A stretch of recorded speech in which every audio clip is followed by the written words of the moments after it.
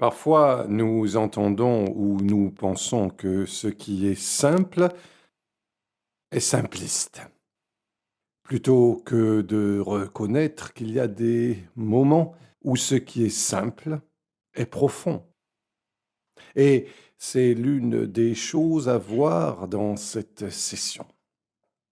Je me souviens d'une époque où j'étais un jeune homme et je suis allé rendre visite à ma grand-mère qui était mourante, visite à l'hôpital.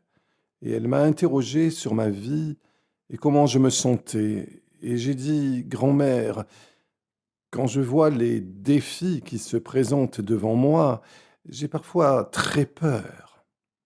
Et elle m'a regardé en retour et elle a dit une de ces choses qui vous rappellent la dernière chose qu'une personne veut dire. Et ça t'aide à te souvenir parce que cela aura vraiment un impact sur ta vie. Elle a dit, Bob, n'aie jamais peur. Et cette idée a été l'un des fondements de ma vie depuis qu'elle me l'a dit. Si simple, mais si profond. Eh bien, notre Dieu a fait quelque chose de très similaire pour nous. Il a partagé quelque chose qui, en un sens, semble si simple. Mais les enjeux pour le monde, pour la transformation de nos sociétés sont profonds. Et j'aime appeler cet état de choses le minimum irréductible.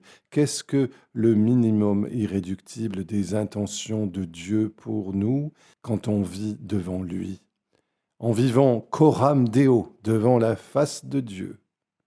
Quelle est cette vérité simple que Dieu nous a donnée, ce minimum irréductible, le résumé de la vérité de Dieu, quelque chose qui est réduit à une vérité fondamentale, très simple mais incroyable. Je voudrais vous raconter une histoire. Il était une fois un pasteur des jeunes qui avait vraiment une passion pour les âmes perdues dans sa communauté. Alors, il a organisé les jeunes et il leur a dit, vous savez, nous aurons bientôt une croisade d'évangélisation dans notre Église et nous devons amener les gens qui ne connaissent pas Jésus à venir à l'Église pour qu'ils puissent entendre l'Évangile. Il a donc formé les enfants, pas tant pour l'évangélisation que pour faire du porte-à-porte et inviter les gens à venir aux réunions d'évangélisation qu'ils avaient déjà. Et donc, il y avait un jeune homme qui faisait un pâté de maison et il devait frapper à toutes les portes pour inviter les gens à venir. Il frappa à la première porte, il n'a rien entendu, mais il a pensé qu'il y avait quelqu'un. Alors il a frappé un peu plus fort, et il entendit une sorte de voix faible derrière la porte qui dit S'il vous plaît, je ne peux pas venir à la porte, mais veuillez entrer. Alors il était un peu choqué, il ouvrit la porte et Bonjour, oui, oui, je suis là, veuillez entrer. Et alors, il entra dans le salon de cette maison et il vit un homme sur le canapé. Et l'homme dit, je ne peux pas me lever, mais s'il vous plaît, tirez une chaise et asseyez-vous. Alors le jeune homme a pris une chaise et s'est assis. Et l'homme sur le canapé lui dit, comment puis-je vous aider? Et il dit, j'ai juste fait un passage chez vous, je parcours le quartier pour inviter les gens à venir à nos réunions d'évangélisation qui auront lieu dans une semaine à notre église. Et l'homme a dit, tu sais, j'aimerais vraiment venir, mais j'étais malade, vraiment malade ces 2 dernières semaines, et je n'ai plus de provisions, plus de nourriture, et je n'ai personne pour m'amener chez le médecin. Et il a dit, y a-t-il une chance peut-être que tu pourrais aller à l'épicerie pour moi et peut-être m'emmener chez le médecin? Et le jeune homme pensa, ben non, je n'ai vraiment pas le temps pour ça, mais je veux vous inviter au service d'évangélisation cette semaine. Alors, mais puis-je prier pour vous? Le jeune homme a pris la main de l'homme, il pria pour lui et demanda à Dieu de le guérir. Et quand il eut fini de prier, il dit: «Merci de m'avoir accueilli et j'espère que vous pourriez venir. Au revoir.» Et il sortit par la porte d'entrée et se dirigea vers la maison voisine.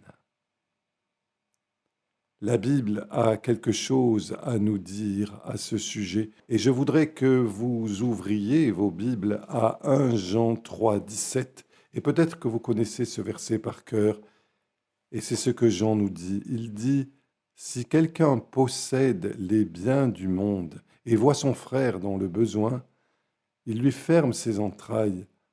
Comment l'amour de Dieu demeure-t-il en lui?»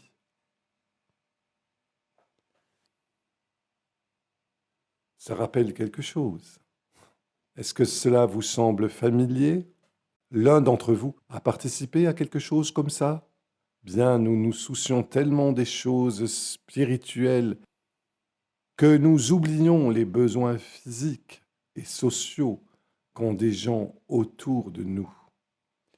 Il y a un autre passage qui en parle encore plus directement. C'est Jacques. Et Jacques dit: «Mes frères, que sert-il à quelqu'un de dire qu'il a la foi s'il n'a pas les œuvres? La foi peut-elle le sauver? Si un frère ou une sœur sont nus et manquent de la nourriture, et que l'un d'entre vous leur dise: Allez en paix, chauffez-vous et rassasiez-vous, et que vous ne leur donniez pas ce qui est nécessaire au corps, à quoi cela sert-il? Il en est ainsi de la foi. Si elle n'a pas les œuvres, elle est morte en elle-même.»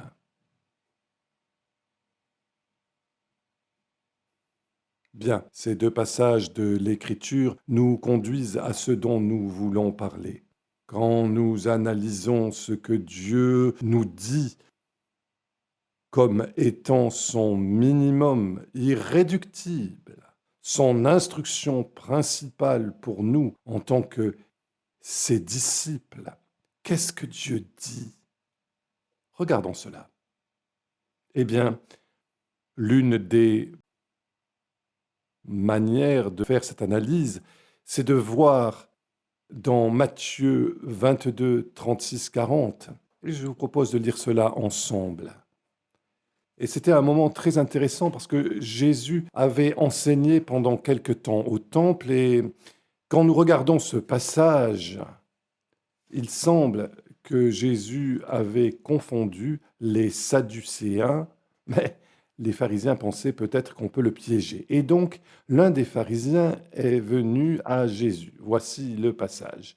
Il a posé cette question pour essayer de le piéger. Maître, quel est le plus grand commandement de la loi? Et Jésus lui répondit: Tu aimeras le Seigneur, ton Dieu, de tout ton cœur, de toute ton âme et de toute ta pensée. C'est le premier et le plus grand commandement. Et le second qui lui est semblable: tu aimeras ton prochain comme toi-même. De ces deux commandements dépendent toute la loi et les prophètes. Intéressant. Toute la loi, tous les prophètes se résument en quelque chose d'aussi simple que d'aimer le Seigneur ton Dieu de tout ton cœur, de toute ton âme, de tout ton esprit, et d'aimer ton prochain comme toi-même. Cela me rappelle ce que ma grand-mère m'a dit: Bob, il ne faut jamais avoir peur. C'était ce genre de résumé de la sagesse de sa vie. Et ici, Jésus nous donne toute la sagesse de la Bible résumée dans sa plus petite forme, qu'on peut appeler le minimum irréductible.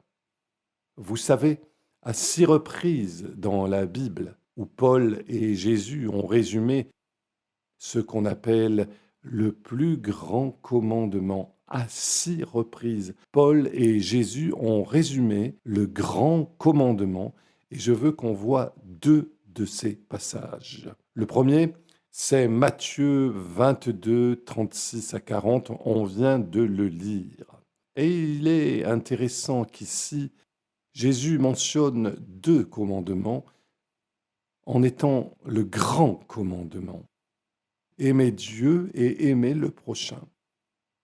Souvenez-vous, j'ai dit que 6 fois dans le Nouveau Testament, le grand commandement est résumé. Bien, s'il fallait prendre ces 2 commandements et les presser encore, plus que ces 2, comment Jésus l'a fait? Je vais vous dire comment il l'a fait dans Matthieu 7, 12. Il dit, c'est résumé en aime ton prochain. Jésus vient de dire dans Matthieu 22, où le grand commandement est résumé, et la plus grande partie c'est d'aimer Dieu, mais quand Jésus lui-même a résumé le grand commandement encore plus à son minimum irréductible, il n'a pas choisi la plus grande partie, il a choisi la plus petite partie, la partie secondaire. Aime ton prochain. Et c'est intéressant que Paul fasse exactement la même chose. À plusieurs reprises, Paul résume la loi et les prophètes comme étant d'aimer Dieu et d'aimer son prochain. Mais quand Paul résume ces 2 dans leur minimum irréductible, il fait la même chose que Jésus fait. Il le résume en aime ton prochain. C'est vraiment intéressant. Comment est-ce possible? Bien. Ce qu'on voit, c'est que Jésus dit que nous ne pouvons pas vraiment aimer Dieu si on ne montre pas son amour pour Dieu en aimant notre prochain. L'une des histoires les plus intéressantes dans le Nouveau Testament est dans Luc, chapitre 10. C'est l'histoire du bon samaritain, pas le grand samaritain. Bon, il était vraiment grand selon la définition que Jésus nous a donnée. Vous connaissez l'histoire, pas besoin de la répéter. Le type allait de Jérusalem à Jéricho et en chemin, il a été volé et les voleurs l'ont battu, l'ont probablement laissé pour mort. Je vais moderniser un peu cette histoire.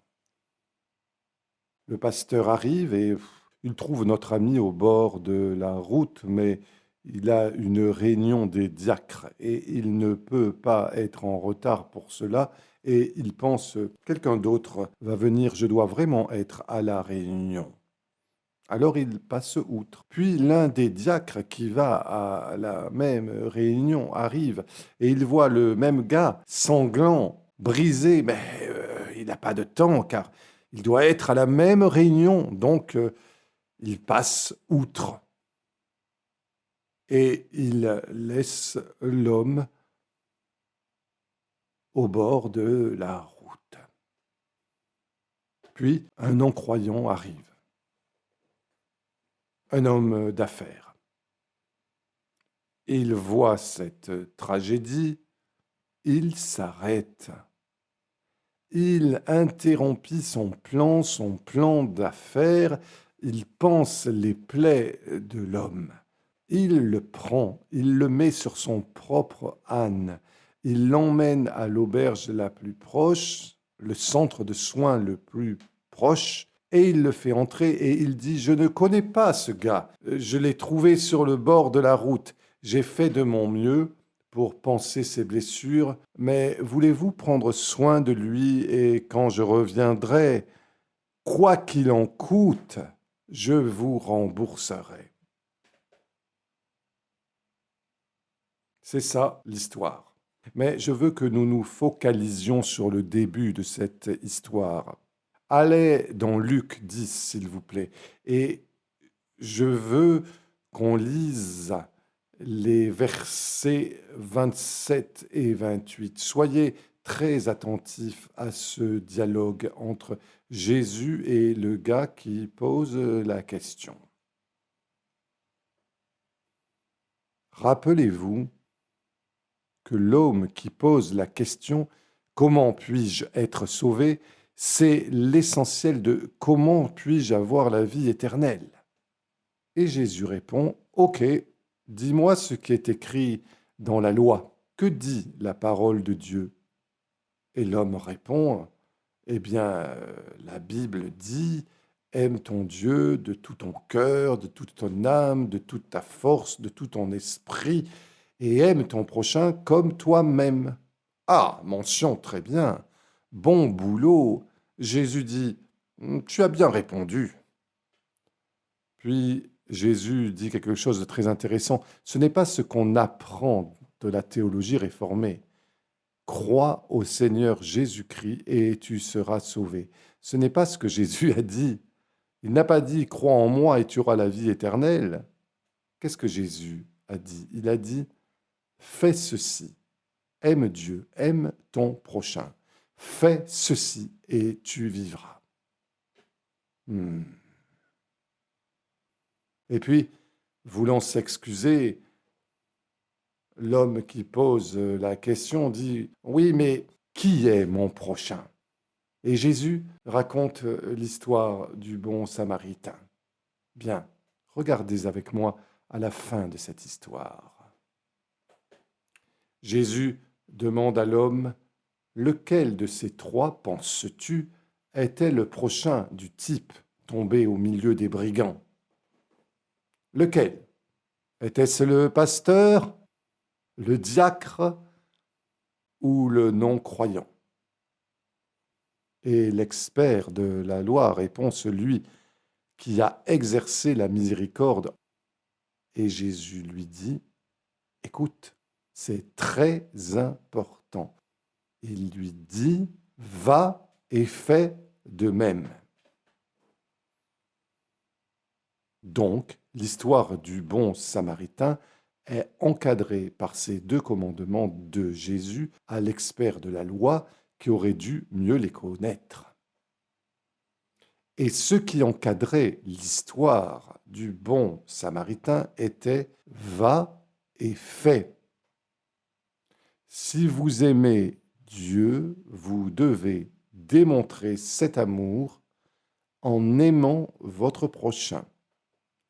Faites ce que cet incroyant a fait. Faites ce que Dieu vous a demandé de faire.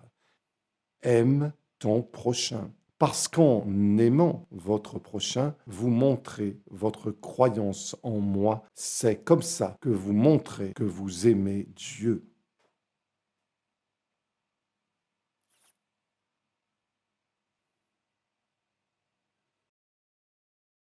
Dans cette section, j'aimerais que vous vous posiez cette question. Pouvez-vous dire que vous aimez Dieu si vous n'aimez pas votre prochain?